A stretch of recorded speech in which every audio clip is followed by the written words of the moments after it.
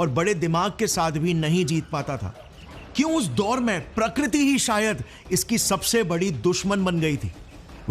आने वाले सालों में कई साइंटिस्ट ने इस पर काम किया और तब कहीं जाकर यह पहेली सुलझी। चलो समझते हैं इनकी सच्चाई शुरुआत से। इस ह्यूमन एवोल्यूशन के चार्ट को जरा देखना।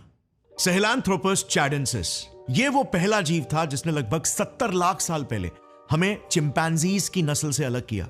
यह हमारा वो सबसे प्राचीन रिश्तेदार था जो चिंपैंजीज का सबसे करीबी भाई था, क्योंकि ये और चिंपैंजीज एक ही कॉमन एंसेस्टर से निकले थे।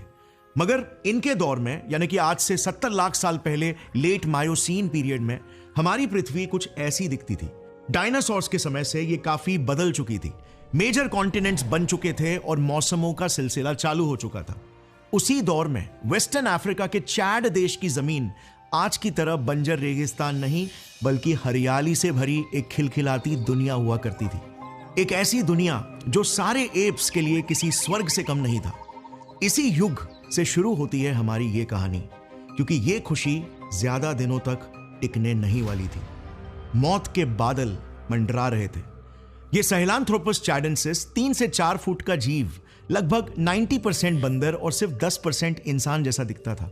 चिंपैंजीज की तरह पेड़ों में रहा करता था और मोस्टली वेजिटेरियन खाना खाता, जैसे पत्ते, फल, नट्स, ट्यूबर्स और वेजिटेबल्स। ये अपने घने जंगलों वाले एनवायरनमेंट के लिए परफेक्टली अडेप्टेड था। इवन दो इसका दिमाग चिंपैंजीज से छोटा था, 320 से 380 क्यूबिक सेंटीमीटर्स, और केनाइंस भी वेजिटेरियन होने की वजह से छोटे थे, बट फिर भी लंबे पेड़ और घने जंगलों के होते हुए कौन ही परभक्षी इसे छू भी सकता था। अब जरा इस इमेज को देखना। सहेलांथ्रोपस की spinal cord opening foramen magnum इंसानों की तरह इसके खोपड़ी के सेंटर की तरफ है। इसका मतलब ये 2 पांव पर चल पाने के काबिल हो रहा था, बट एकदम बेसिक लेवल पर, लेट्स से सिर्फ 10 से 20% टाइम्स। मगर ये one of the major structural proof है कि ये जीव इंसान बनने की दिशा में निकल पड़ा था।